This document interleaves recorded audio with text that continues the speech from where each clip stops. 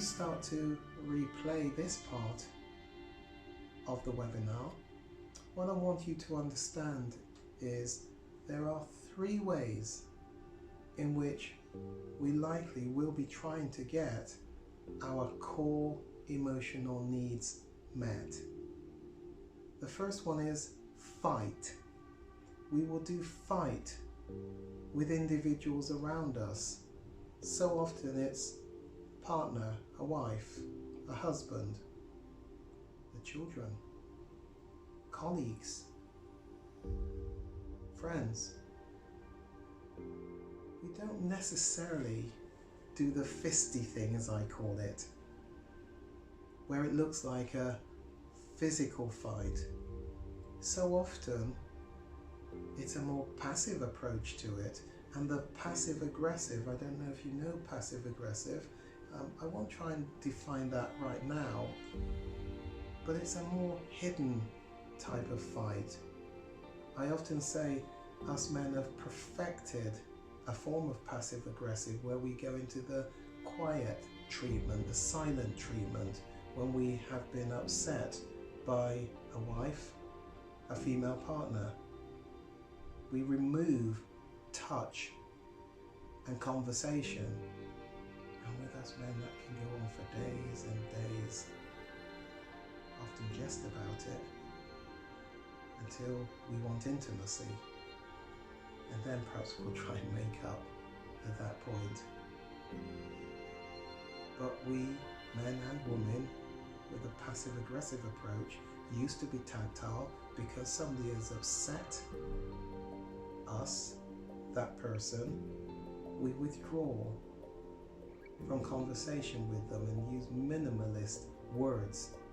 We withdraw tactile touch, and that can go on for days, as I say. That is a form of fighting with somebody.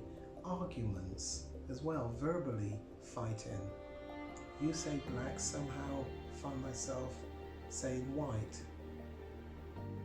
We used to connect with our words, with our conversations, and more recently, somehow we're just missing each other constantly when we're saying something, when we're talking, when we're having conversations. What's going on? Maybe it's something to do with fighting the other person because we perceive they're no longer meeting our core needs. We can't put it into words. We can't be saying things like, I'm upset with you because the last time you met my core need to feel a sense of approval and comfort was 6 months ago, and because of that, my core emotional needs are depleted. That's why I'm arguing with you, I'm picking a fight with you. And it's just, what? What? Reality is, that might be exactly what's going on. But we don't talk like that. Often because we don't understand the situation, the scenario that's playing itself out. I hope that makes a bit of sense. The next one after fight is flight. Why don't you write down this definition of flight?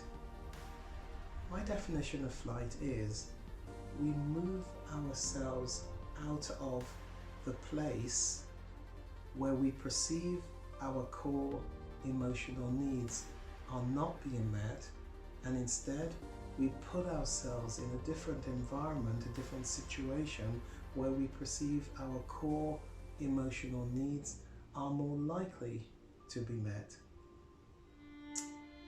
I often use an example, and the example that I use to try and describe flight is this.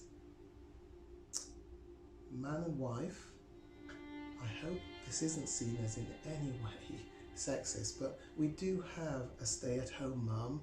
Let's give her 3 under 7 children. She's a busy stay-at-home mum. Life is full on. He is a high flyer in the workplace. He's up for promotion. He's working on a really important project to the company and doing a good job. Now, when he gets home, he wants to tell his wife about all that he's been doing in the office and the project and how well it is going and the fact that he's up for promotion. But as he gets home, let's say 6 o'clock, she's just about to put the last lot of bottles in the sterilizer for the night feed of the youngest. The washing machine's just been set off. She's just got the man's tea, given it to him. She knows that he loves for her to be in the room as he eats his food. But as she does do that, she actually starts to fall asleep. She is so tired and exhausted. And he respects that, and he understands that. And he loves her, he sees how hard she works, and values all that she does. But he would love to talk to her about his day in the work. So, in time, what starts to happen is he no longer comes home for 6 o'clock, but stays in work longer and gets home for about 7:30. He can easily justify why he's working long hours to his wife, and she understands. In fact, it's a bit of space for her just to get an early night. But in the staying in the office, of course, what's happening is he is getting some, not all, but some of his core emotional needs met. He's enjoying his project. That's given him a sense of whichever of the core emotional needs you want to choose. Now, let's put into the scene a secretary who makes a comment to him. I can see you're up for promotion. I can see the partners are really pleased with you. You're obviously very good at what you do. His eyes light up from her comments. They get chatting, and he asks, well, let me take you out to lunch and I'll tell you more about the project. Can you see where I'm going with this? They do go out to lunch. He shares about the project. She just needs to smile every now and then and nod every now and then. Not that she necessarily fully understands everything that he is saying, but as she gives him attention, he is experiencing a sense of a number of his core emotional needs being filled up, topped up. I often describe it a bit like, have you ever experienced being really thirsty, absolutely parched, a summer's day, you didn't bring enough water, perhaps you've been on a run, a jog or something.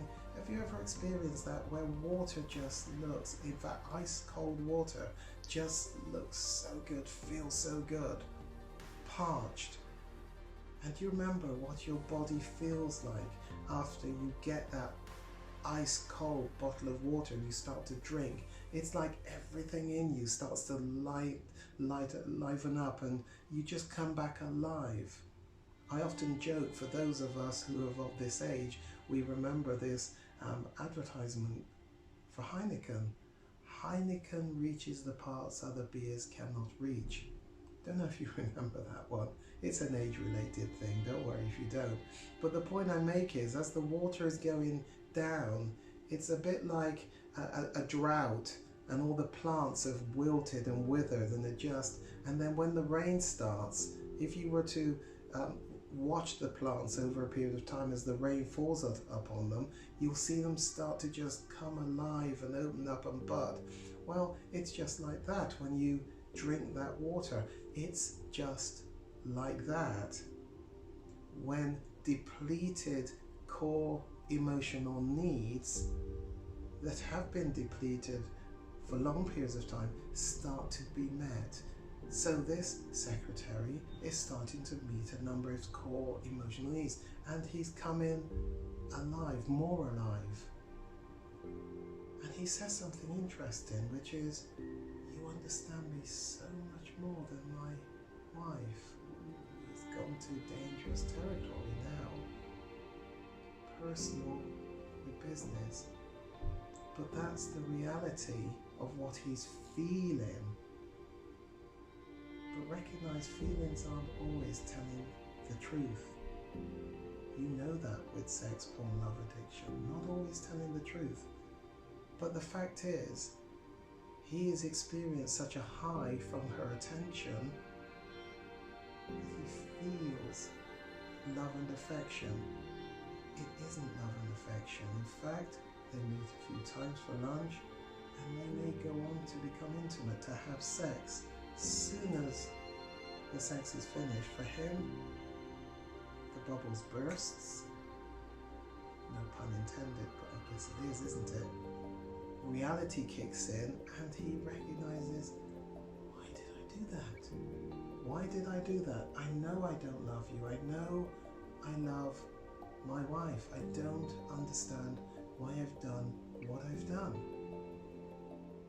The answer is she met a number of his depleted core emotional needs, and he had put himself in danger because he had flight to get his core needs met. That's just an example. You don't have to take it too much as reality.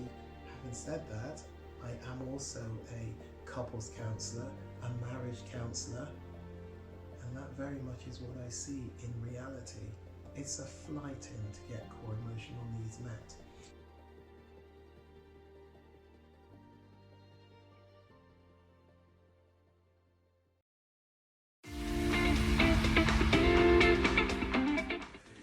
You might be missing out. What do you think? Over 36,000 downloads of the Sex, Porn, Love Addiction podcast in just 2 years. Take a look.